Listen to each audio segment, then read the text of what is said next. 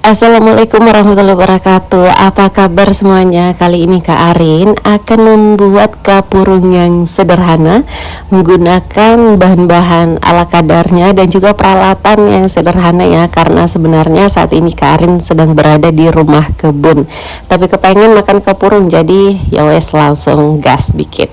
Di sini saya menggunakan 3 siung bawang merah dan 1 buah bawang putih seperti ini, kurang lebih 9 siung ya.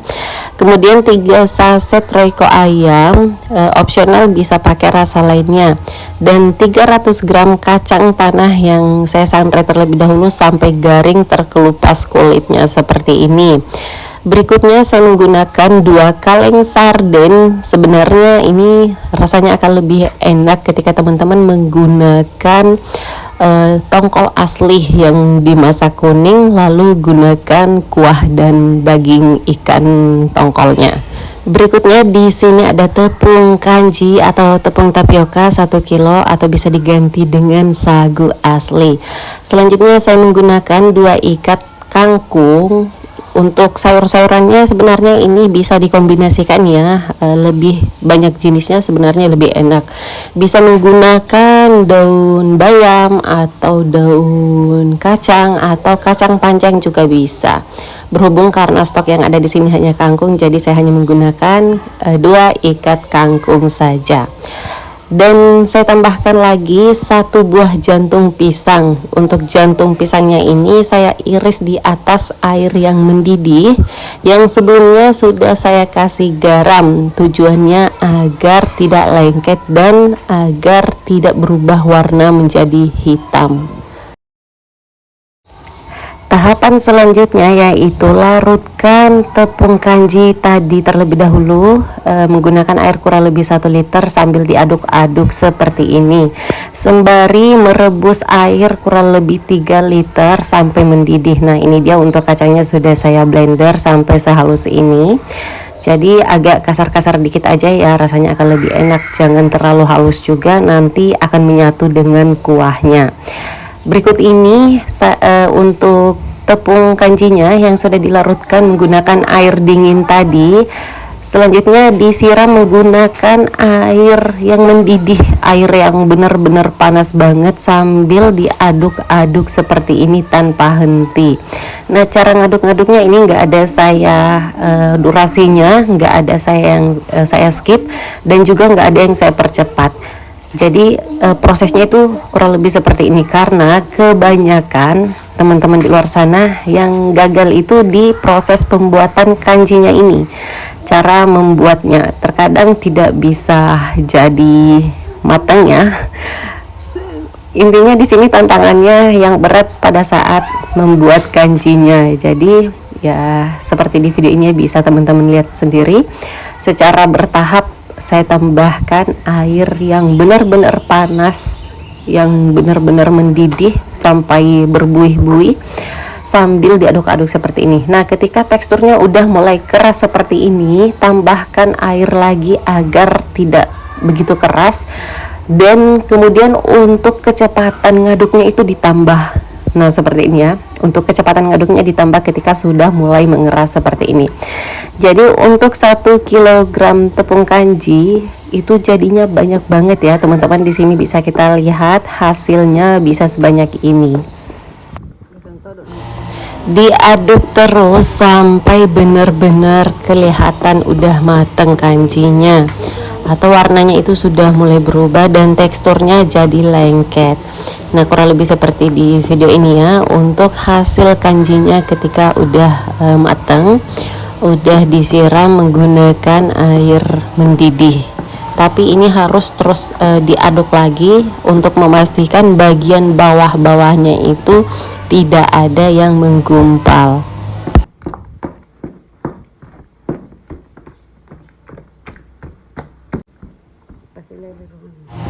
Bagian proses yang ini memang benar-benar capek ya, pegel banget rasanya ngaduk kayak gini, karena memang butuh tenaga yang kuat untuk ngaduk kencang seperti ini.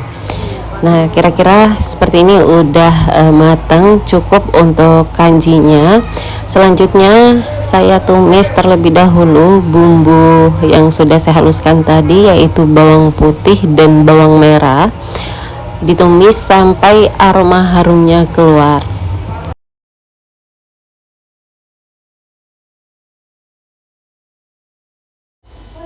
Selanjutnya tambahkan sarden yang tadi, aduk rata sampai semuanya menyatu.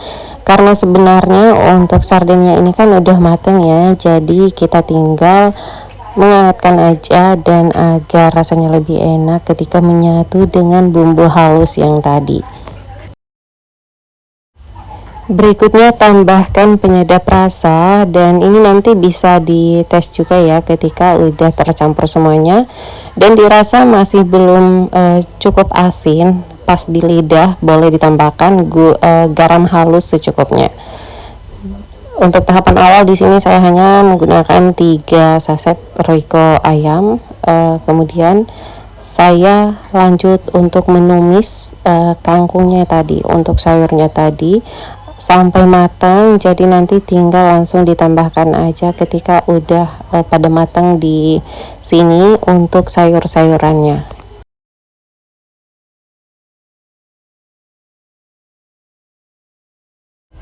Selanjutnya kanjian tadi dibentuk-bentuk seperti ini, ukurannya kurang lebih setengah sendok ya, dan cara membuatnya juga cukup menyendok menggunakan ujung sendok atau sendoknya pakai 2 sendok untuk membantu menurunkan ke dalam air seperti ini.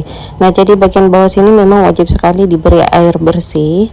Lalu kemudian tadi untuk sayurannya yang udah saya tumis, saya campurkan dengan jantung pisang yang sudah direbus juga di atas air mendidih tadi menggunakan garam, sehingga warnanya tetap cantik seperti ini ya, nggak jadi hitam. Nah, ketika udah matang semua untuk sayurnya dan juga untuk bumbunya di sini, ini saya tambahkan lagi garam halus sedikit, sekitar setengah sendok makan, karena pada saat saya tes rasa di sini masih sangat hambar sekali ya, apalagi nanti ketika udah dicampur lagi dengan dengan kanjinya dan beserta airnya. Nah, jadi bisa disesuaikan dengan selera untuk tingkat keasinannya. Berikutnya sayur yang ada di wajan tadi saya tuang ke dalam baskom yang berisi dengan kanji yang sudah dibentuk bulat-bulat, lalu saya tambahkan dengan kacang yang sudah dihaluskan. Nah, ini sudah jadi, tinggal diaduk-aduk rata aja seperti ini. Untuk tingkat kepanasannya juga nggak terlalu panas, jadi bisa langsung dimakan ketika masih hangat seperti ini. Memang untuk tekstur kanjinya ini ada 2 macam ya, ada yang terlihat putih seperti ini, putih susu ketika udah matang, tapi sebenarnya nggak mentah, ini matang cuma warnanya aja yang kayak putih susu. Dan ada juga beberapa kanji pada saat saya bikin itu warnanya jadi putih bening ketika udah matang. Nah, ini tinggal kita sajikan aja. Jadi saya itu kalau makan kapurung harus pakai mangkok besar, dan 1 mangkok tidak cukup sekali makan ya, kadang nambah 2-3 kali, karena emang seenak itu rasanya. Apalagi kalau ditambah dengan perasan jeruk nipis, ditambah dengan sedikit kecap dan juga lombok, enak banget. Sampai keringatan makan ini 2-3 mangkok, Masya Allah, Alhamdulillah. Terima kasih teman-teman sudah menonton video ini sampai habis, semoga ini bermanfaat. Terima kasih sekali lagi. Sampai ketemu lagi dengan saya di video selanjutnya dan di resep-resep berikutnya. Wassalamualaikum warahmatullahi wabarakatuh.